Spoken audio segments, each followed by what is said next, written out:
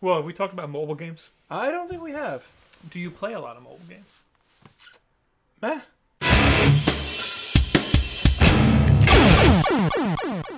You don't play any game on your phone? I do play mobile games on my phone. It's just, I play them so sporadically. Like, I don't play them as often as I would. You don't like count them.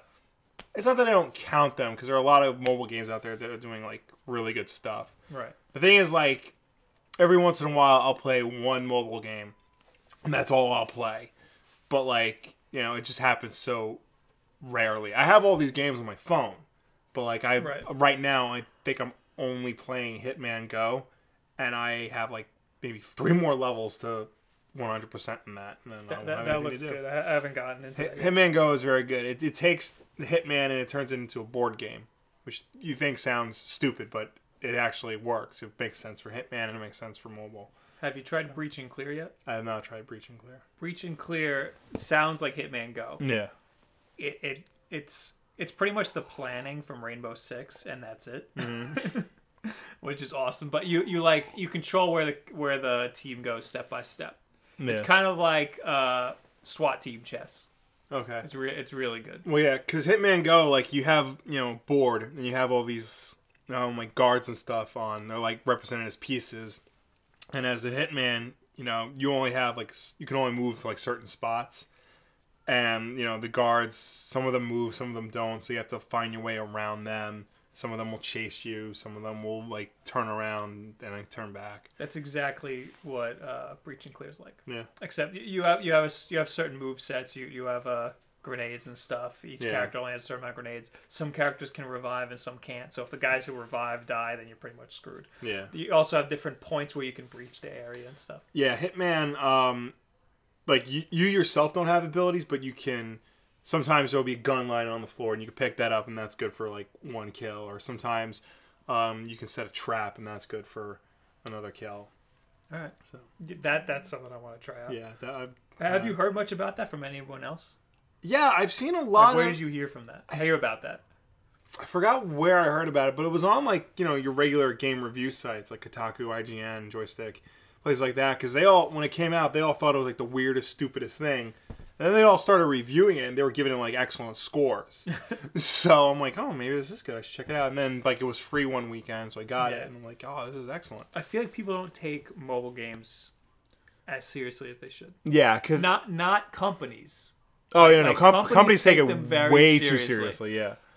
Like, gamers don't. Yeah, I think it's that whole mindset. Consumers don't. Because, back in the day...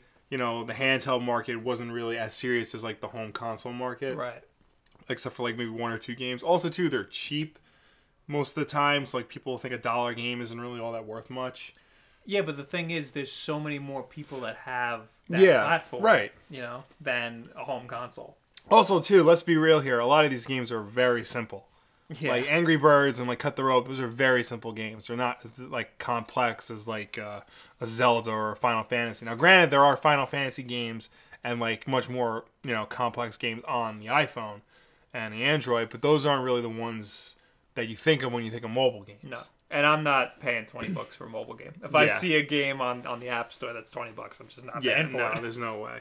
Because the standard now is pretty much $1 to $3. Yeah, sometimes you'll see a $5, $6 one, but that's like an exception. I have paid $7 for a game. I don't remember which one it was.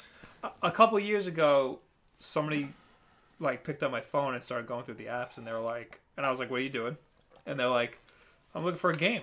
And I said, "I don't have any games." And they said, "You of all people, I would think would have a lot of games." Yeah. And after that, I bought a shit ton of games because I felt like I need to be that person that has a lot of games. Like, I'm looking at the wow, this is awful. Like, we're on our phones while trying to talk to the people. I'm talking. We haven't stopped. I'm on my phone right now, and I'm looking at these games, and I played... There's Hitman Go. The games on my phone right now, Hitman Go, Deus Ex The Fall, which I haven't played, Republic, which I've only played a little bit of. Republic is interesting because it has... I didn't know you got that because I got that. It has like, I just got the best graphics of like any mobile game I've seen so far. But it's just like, tap here to go here. Tap when did you get it? I got it like a while ago. Because it just came out for Android. I was listening to a podcast where the guy who created it was on it. And I was like, oh, that sounds awesome. That's like everything that I want in a game. And And then I downloaded it, and it's terrible. It's a bad game. It's very, very simple, simplistic. It's the part in Watch Dogs where you go into the camera and you have to do the escort missions. It's the worst part of Watch Dogs, but a whole game. Yeah. Yeah. And David Hayter's in it, apparently. David Hayter, Jennifer Hale, a whole lot of popular voice actors are in it. It's a shame. I mean, it sounded awesome, but it's not. It's very well presented. It's got really good presentation. Granted, I only got like an hour into it. Yeah. Like one train ride through. And it was a day late, so I couldn't return it because on Android you can return stuff. I got mine for free, so it's not like I spent any money. How did you get yours for free? They give shit away all the time. Speaking of which, giving stuff away, Prince of Persia, the Shadow in the Fog, that's like the Prince of Persia game from the early 90s, like the second Prince of Persia game ever made. They just redid it for the mobile phone. Really? Yeah. It is a perfect example of why certain games do not work on touchscreens. That's upsetting. Like, they tried, but like, it's just, platformers need buttons, like real buttons. And this is, it just doesn't work on a phone. Similarly, it doesn't work on the phone. The Dark Knight Rises tie-in game that they released is pretty much just the poor man's Arkham City. Really poor man's Arkham City. That's actually a little bit better in terms of like the on-screen buttons, but still, it doesn't work because they try to do the same combat. That's something I'm finding a lot with mobile games is people still have no idea how to do on-screen controls. Yeah. Lately, I've been playing the Sega Genesis emulator, Sonic 3 and Knuckles. I'm trying to get through Sonic 3 and Knuckles as Sonic with all the cast emeralds and stuff. Yeah. The on-screen controls honestly aren't that bad because all of the buttons are jump. Yeah. So you don't have to hit more than one button. Right. And Sonic Episode 1 and 2, Sonic 4 Episode 1 and 2, those on-screen controls are actually pretty good too. Yeah, sometimes you'll have good on-screen controls, sometimes you won't. A lot of times you won't though, but that's the problem. Right now I'm very interested in seeing how people deal with on-screen controls. Yeah. Right now, since you can get a Moga controller for everything. Well, I got a Moga controller. You have a Moga controller. I'm like, T's over there now. I got a Moga controller and it came with Sonic CD. Yeah. And then I used it for Shadow Gun, Dead Zone, which is a Gears of War knockoff. Yeah. The on-screen controls for that are actually pretty good, even though it's a third-person shooter. Mm-hmm. But with the Moga controller, it's like light years better. Yeah. And you're playing online against other people, so you need to have that extra control. Yeah. When I got that, I bought Modern Combat 4 because I wanted to play a first-person shooter using the controller. Those on-screen controls aren't terrible, but still, the Moga controller makes it so much better. And there's still, like, I don't want to carry around that Moga controller. Yeah. I got the small one, but it's still too big. Yeah. They need something nice and something that like just slides down. Yeah, like a case. That would be perfect. A case that just slides out. I mean, it would add a little bit of bulk, but whatever. Even if it's just a little sliver that I could put in my pocket. Yeah, but like you said, nobody wants to carry around, extra accessories. That's why like the best mobile games are the ones that are built from the ground up for a touchscreen. Right. Like your Angry Birds, like your Cut the Ropes, like your Hitman Goes. I was playing Sword and Sorcery EP, which came out years ago, but it's like gorgeous. Yeah. It's like a little, I guess it's like an RPG. I didn't get all the way through it. Yeah. But that's built for the touchscreen, and it's good. A lot of mobile games, we were saying that they're around $1 to $7 or something. Yeah. A lot of them are free now. Yeah. With a ridiculous amount of ads or something. Or microtransactions. The dreaded microtransactions. I got this game, Real Racing 3, because I wanted to test graphics on this phone. In a video you can watch in the description or wherever. I got Real Racing 3, and every day it gives me a notification saying, like, today, extra experience or whatever. Yeah. Or don't forget this track. You haven't raced this track yet. That does on-screen controls really well because you just tilt the phone and one side's brake and one side's go. Yeah, but even like the tilting can sometimes be like inaccurate because I got Crazy Taxi on this. Oh, Crazy Taxi isn't good on the phone. That's just straight up not good. I was really disappointed with that. Yeah. Need for Speed Most Wanted is amazing, and it's got the tilt controls. Okay. It actually does really well with tilt controls. I think that was the first mobile game I played religiously. Every time I was on the toilet. Because that's where you get your mobile gaming info. I got really far in that too. You spent a lot of time on the toilet. I have Infinity Blade 1 and 2. Never played them. And those are apparently like the best mobile games. Yeah, I hear great things about those. Those are free, right?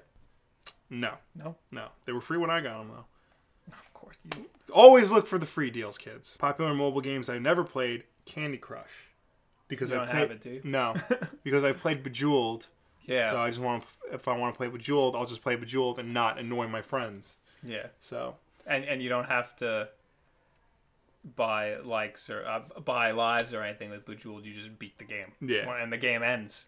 Not like Candy Crush where it says coming soon. Yeah. That's the thing. Like, so many mobile game developers are taking advantage of, you know, the freemium, you know, method where the game's free, but you pay, you know, all these microtransactions for this and that. I don't mind ads. My favorite mobile games are free with ads, or you pay like $2 with no ads. Because I'll pay the $2 for the no ads.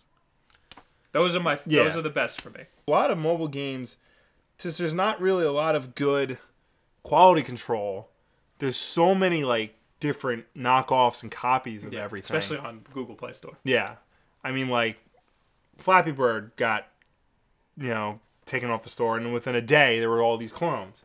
You know, Temple Run, it's a really good game, but now there's like Sonic Dash and like all these other Pitfall. They turned Pitfall into a Temple Run clone.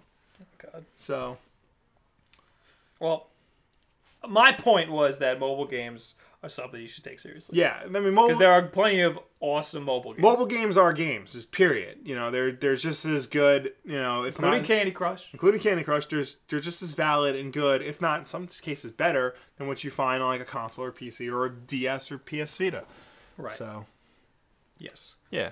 Also, No Breaks Valet, which is a great multiplayer game. Yeah. Just Google it.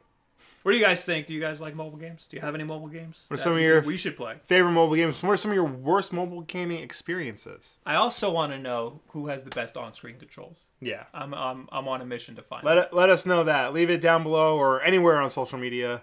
Yes. Subscribe, like, share. Thank you very much. Have a good week. We're going to play No Breaks Valet right now on camera. You don't have to put it in. All right. Have you played this with me before? I think I have. Suicide Squad, for those of you who don't know, is a group of incarcerated villains who do super secret black ops work for the government. Now that's a cool idea for a movie. It was a pretty good episode of Justice League, and sort of describing it as like the Dirty Dozen, but with supervillains. Sony will tell you to hold down the power button until the system beeps twice. Then unplug the system for 3 full minutes. I've also heard that after plugging the PS4 back in, you can then boot the PS4 into safe mode by holding the power button again until it beeps twice.